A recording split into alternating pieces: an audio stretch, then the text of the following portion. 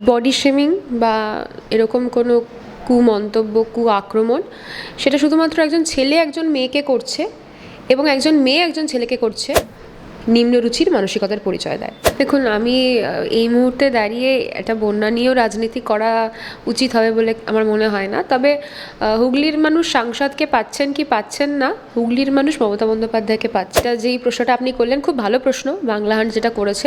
আমার মনে হয় যে এই প্রশ্নটা আমারও থাকবে যে দিদি আছে বলে কি বাকিদের কোনো দায়িত্ব নেই? তাহলে এটাই কি সিনেমার প্রমোশন ছিল? তিলোত্তমার মৃত্যু, তিলোত্তমার ধর্ষণের জন্য উপযুক্ত যারা ধর্ষক তাদের উপযুক্ত শাস্তির যে আন্দোলন, সেটা কি তাহলে প্রমোশন? দিদি, আমরা প্রথম থেকে দেখছি আর্যিকর ইস্যুতে পুরো তোলপাড় গোটা বিশ্ব। সেখানে দাঁড়িয়ে দেখছি আমরা ঘরের সাধারণ মা বোনেরা, মেয়েরা প্রত্যেকে প্রতিবাদে নেমেছে রাস্তায়। সেই জায়গায় অনেক সেলিব্রিটি ফেসও আমরা দেখেছি রাস্তায় নেমে আন্দোলন করছে। তো সেখানে দাঁড়িয়ে আমরা কয়েকদিন আগে একটা বিষয় দেখছিলাম, যেখানে শাসক দলের মুখপাত্র কুণাল ঘোষ থেকে শুরু করে দেবাংশু ভট্টাচার্য যারা রয়েছেন, তারা একজন নারীকে সরাসরি আক্রমণ করলেন, তার বডি শেমিং করলেন। তুমি একজন মেয়ে, পাশাপাশি শাসক দলের একজন মুখ, কীভাবে দেখছো বিষয়টা? প্রথমেই বলবো যে বডি শেমিং বা এরকম কোনো কুমন্তব্য আক্রমণ সেটা শুধুমাত্র একজন ছেলে একজন মেয়েকে করছে এবং একজন মেয়ে একজন ছেলেকে করছে, উভয় ক্ষেত্রেই কিন্তু সমান নিম্নরুচির মানসিকতার পরিচয় দেয়। মানে একজন ছেলে একজন মেয়েকে বডি শেমিং করছে, সেটা যতটা খারাপ, একজন মেয়ে আর একজন ছেলেকে বডি শেমিং করছে, তাকে হুমকি দিচ্ছে, থ্রেট দিচ্ছে, সেটাও কিন্তু ঠিক ততটাই খারাপ। এটা আমাদেরকে মাথায় রাখতে হবে। সুতরাং প্রশ্নটা যদি ওঠে কুণাল ঘোষ এবং দেবাংশুকে নিয়ে, যে তারা একজন মহিলাকে এরকম আক্রমণ করেছে, অবশ্যই এটা তাদের জায়গা থেকে তারা করেছে। আমাকে যদি প্রশ্ন করেন, পাল্টা জবাব তারা দিয়েছে, হয়তো অন্যরকমভাবে দেওয়া যেতে পারতো, কিন্তু সেটা আমার মনে হয় তারা যেভাবে প্রয়োজন বোধ করেছে, মনে করেছে, সেটা দিয়েছে। কিন্তু এটা আসল ঘটনা নয়। এই ঘটনার নেপথ্যে একটা ঘটনা আছে, সেটা আমাদেরকে জানতে হবে। আমি বললাম যে আজকে কুণাল ঘোষ এটা বলেছেন বলে খারাপ, যখন সেই মহিলাটি তিনি দেবাংশু এবং কুণাল ঘোষকে মারার হুমকি দিচ্ছেন এবং কুরুচিকর মন্তব্য করছেন, কুরুচিকর ভাষার পরিচয় দিচ্ছেন, তখন সেটা খারাপ নয়, তখন কিন্তু সেটা খবর হচ্ছে না। তাহলে হলে সেটাও খবর হওয়া উচিত, আবার হলে কুণাল ঘোষেরটাও খবর হওয়া উচিত। দিদি, এখন একেবারে পুরো রাজ্য জুড়ে বন্যা পরিস্থিতি আমরা দেখতে পাচ্ছি। রাজ্যের বিভিন্ন প্রান্তে রাজ্যের মুখ্যমন্ত্রী মমতা বন্দ্যোপাধ্যায় বিভিন্ন এলাকায় গেছেন, আমরা দেখেছি সরাসরি একবারে গ্রাউন্ড জিরো থেকে তিনি কিন্তু পুরো বিষয়টি লক্ষ্য করেছেন এবং আশ্বাসও দিয়েছেন নিজের মতো করে সব কিছু ব্যবস্থা প্রশাসন দেখছে। সেই জায়গায় দাঁড়িয়ে হুগলিতে এত বড় একটা পরিস্থিতি, এত ভয়াবহ একটা পরিস্থিতি, হুগলির মানুষজন সাংসদকে পাচ্ছেন না, সেলিব্রিটি বলে কি তিনি এড়িয়ে যাচ্ছেন বিষয়টা? দেখুন, আমি এই মুহূর্তে দাঁড়িয়ে একটা বন্যা নিয়েও রাজনীতি করা উচিত হবে বলে আমার মনে হয় না। তবে হুগলির মানুষ সাংসদকে পাচ্ছেন কি পাচ্ছেন না, হুগলির মানুষ মমতা বন্দ্যোপাধ্যায়কে পাচ্ছেন। কারণ দিদি হাওড়া, হুগলি বন্যায় বিধ্বস্ত প্রত্যেকটা অঞ্চলে, প্রত্যেকটা জায়গায় যাচ্ছেন। আর যদি বলেন যে সেলিব্রিটি বলেই কি এই পরিণতি, আমার মনে হয় যে দেখুন, আমি তো একজন দলের একদম ক্ষুদ্র সদস্য, তো সেই জায়গায় দাঁড়িয়ে আমার মনে হয় এই প্রশ্নের উত্তর দলের অন্যান্য যারা নেতৃত্বরা রয়েছে তারা ভালো দিতে পারবে। কারণ দিস ইজ হাই টাইম, এটাই সময় যে আমাদের প্রত্যেককে একসঙ্গে আরও দলের ভালোর জন্য ভবিষ্যতে এরকম প্রশ্ন যাতে তৈরি না হয় সেই জন্য ভাবতে হবে এবং সেই জন্যই এগোতে হবে। তাই আমার মনে হয় যে দলের উচ্চ নেতৃত্বদেরও এই প্রশ্নগুলো নিয়ে ভাবা উচিত এবং এই বিষয়গুলো নিয়ে ভাবা উচিত। দিদি প্রথমবারই বলেছিলেন, মুখ্যমন্ত্রী মমতা বন্দ্যোপাধ্যায় প্রথমবারই বলেছিলেন যে মানে মুখ যেই হোক না কেন উনি থাকছেন কর্মক্ষেত্রে, উনি কথা বলেছিলেন। তাহলে কি সেই মোতাবেকই একেবারে সাংসদরা উঠিয়ে পড়েছে যে ঠিক আছে দিদি আছে বলে আমাকে যাওয়ার দরকার নেই? মুর্শিদাবাদে বন্যা পরিস্থিতি, ইউসুফ পাঠানকে দেখা যাচ্ছে না। হুগলিতে বন্যা পরিস্থিতি, রচনা বন্দ্যোপাধ্যায় হয়তো দিদি নাম্বার 1 নিয়ে ব্যস্ত রয়েছে, বিরোধীরা এমনটা বলছেন। দিদি আছে বলে যে তাদের কোনো দায়িত্ব নেই? না, সেটা তো অবশ্যই, এটা তো আমারও প্রশ্ন হবে। এটা যেই প্রশ্নটা আপনি করলেন খুব ভালো প্রশ্ন, বাংলা হান্ট যেটা করেছে। আমার মনে হয় যে এই প্রশ্নটা আমারও থাকবে যে দিদি আছে বলে কি বাকিদের কোনো দায়িত্ব নেই? আমরা এই সময় দাঁড়িয়ে যখন সবাই এই আয় আরও বেঁধে থাকির মতো একটা ভাবনা নিয়ে এগোচ্ছি, এটা একদম ঠিক। দিদি আছেন, দিদি সব জায়গায় যাচ্ছেন, দিদি সর্বত্র লড়ছেন, দিদি জুনিয়র ডাক্তারদের আন্দোলনে যাচ্ছেন, দিদি বন্যা বিধ্বস্ত অঞ্চলে যাচ্ছেন, দিদি এক হাঁটু জলে দাঁড়িয়ে আছেন। সত্যিই তো আমরা যাদেরকে সাধারণ মানুষ ভোট দিয়ে জিতিয়ে নিয়ে আসলো, তারা কোথায়? এটা তো আমারও আপনার সঙ্গে একই প্রশ্ন যে তারা কোথায়, তারা কেন যাচ্ছে না? দিদি আছেন বলে কি? আবার যদি এভাবেও ভাবা যায় দিদি হয়তো সেই ভরসার জায়গাটা, সবাই ওই বাড়িতে মা আছে তো মা দেখে নেবে, এরকম একটা ব্যাপার। তাহলে বিরোধীদের যে বারে বারে মানে প্রশ্ন তোলে যে একটাই পোস্ট বাকি সব ল্যাম্প পোস্ট, এটাই কি মেনে নিতে হবে? না, একদমই ঠিক। এইটা তো প্রমোট করি না, আমরা তো এটা ভাবি না, আমাদের দল এটা ভাবে না।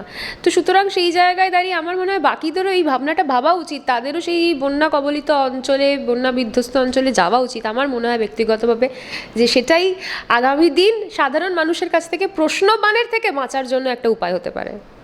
আচ্ছা, আজকে আমরা দেখলাম যে 11 দিন ধরে টানা স্বাস্থ্য ভবনের বাইরে জুনিয়র ডাক্তাররা বসেছিলেন এবং বিভিন্ন স্লোগান লিখেছিলেন। ডাক্তাররা বিভিন্ন রকমভাবে, কোথাও উই ওয়ান্ট জাস্টিস, বিভিন্ন পুরো রাস্তা, দেওয়াল, পাঁচিল আমরা দেখেছি।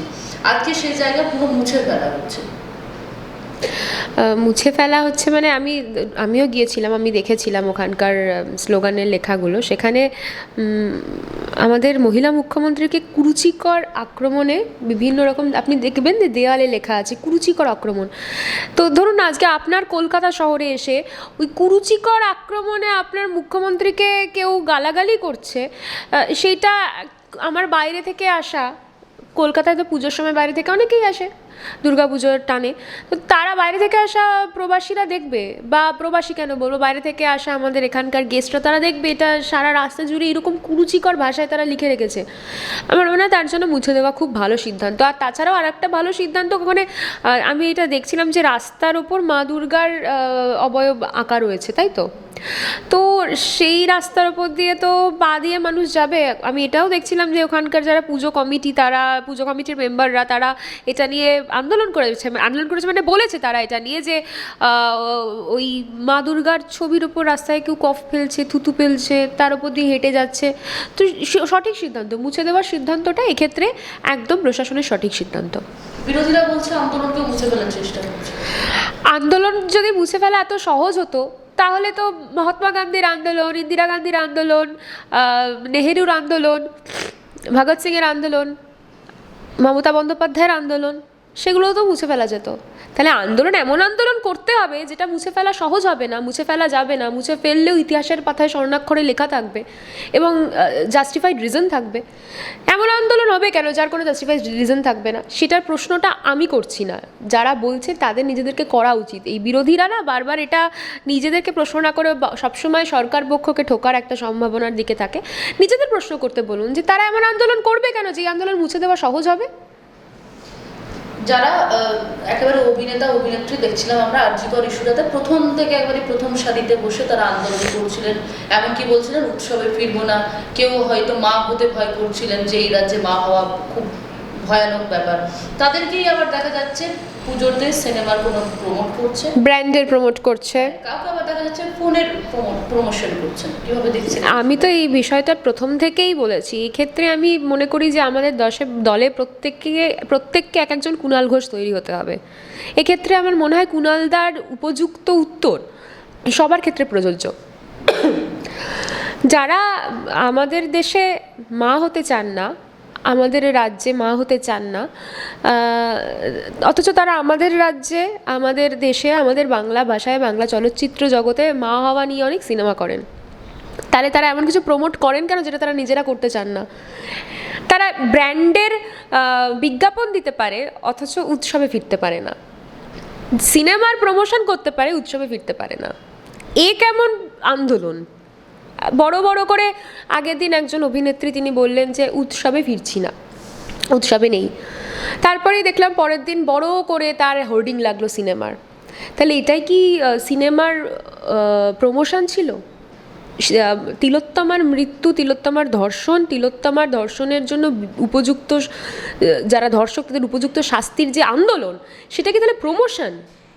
এই জায়গায় দাঁড়িয়ে রয়েছে আমাদের চলচ্চিত্র জগৎ, আমাদের ভাবনা জগৎ, আমাদের শিল্পী জগৎ। সব থেকে গুরুত্বপূর্ণ বিষয়, শিল্পীর সমাজের প্রতি একটা অনেক বড় দায়িত্ব থাকে, সেটা কি অ্যাপ্লিকেবল হলো না তাদের জন্য? এটাও ভাবার বিষয়। আপনি বললেন কুণাল ঘোষের দরকার, প্রত্যেকটি আমাদের তৃণমূলের আপনি বললেন যে কুণাল ঘোষকে দরকার রয়েছে, এদিকে শিল্পীরা বলছেন কুণাল ঘোষ বিদূষকের কাজ করছে, কোনো কাজ পাচ্ছে না, এইসব মন্তব্য করছে। কে কি বলছে কে কি বলছে না আমি খুব একটা বেশি গুরুত্বপূর্ণ মনে করছি না এই মুহূর্তে দাঁড়িয়ে, কারণ এই মুহূর্তে দাঁড়িয়ে আমরা আমাদের মূল লক্ষ্য থেকে সরে যাচ্ছি। এইসব একে অপরকে ঠোকাঠুকি, আঙুল তোলা, ওই একটা মিম ছিল না, এই ওকে দেখ, এই ওকে দেখ, এই ওকে দেখ, এক একজনের দিকে আঙুল দিয়ে দেখাচ্ছে। আমার মনে হয় এই মুহূর্তে দাঁড়িয়ে আমাদের মূল লক্ষ্য হবে উই ওয়ান্ট জাস্টিস, সেইটা থেকে আমরা সরে আসছি। আমার মনে হয় যে আমাদের এই পুরো ইন্টারভিউটার একটাই লক্ষ্য থাকুক যে আমরা জাস্টিস থেকে সরে আসছি। উৎসব হোক, উৎসব হওয়া মানে জাস্টিস থেকে সরে আসা নয়, সমান্তরালে চলা। আন্দোলন হোক, আন্দোলন হওয়া মানে কর্মবিরতি নয়, সমান্তরালে চলা। আমরা এই বিভিন্ন ছোট ছোট উপলক্ষগুলোতে থাকতে গিয়ে লক্ষ্যটাকে ভুলে যাচ্ছি। তোমারও তো একটি স্বল্প দৈর্ঘ্যের সিনেমা আসছে, আমরা যেমনটা জানতে পারলাম, কি থিম রয়েছে? অবশ্যই আমি আগেই বললাম যে শিল্পীর সমাজের প্রতি একটা অনেক বড় দায়িত্ব থাকে, তো সেই সমাজকেই দর্পণের মাধ্যমে তুলে ধরা, এবং তাতে অবশ্যই সম্প্রতি আরজি করের যে ঘটনা, তিলোত্তমার যে ঘটনা, সেই ঘটনাকে কেন্দ্র করে একটা স্বল্প দৈর্ঘ্যের সিনেমা প্রান্তিকের পরিচালনায় আসছে। আমার মনে হয় আমরা চারিদিকে অনেক নেগেটিভিটি দেখেছি এই কয়েকদিনে, সবাই। তুমিও একজন মহিলা জার্নালিস্ট, তুমিও দেখেছো, আমিও দেখেছি, সবাই। এবং আমরা প্রত্যেকটা ক্ষেত্রে অনেক নেগেটিভিটি দেখি সারাদিন, সকাল থেকে রাত পর্যন্ত, বাসে, ট্রেনে, ট্রামে, নিজেদের কর্মক্ষেত্রে, যেখানেই যাই সেখানে। তো এই নেগেটিভিটিগুলোকে কাটিয়ে কিছু পজিটিভিটি যদি আমরা সমাজকে দিতে পারি, এই সিনেমাটা সেইটাকে কেন্দ্র করে। বাংলা হাটের আরো খবর দেখতে নজর রাখুন। বাংলা খবর মানেই বাংলা হাট।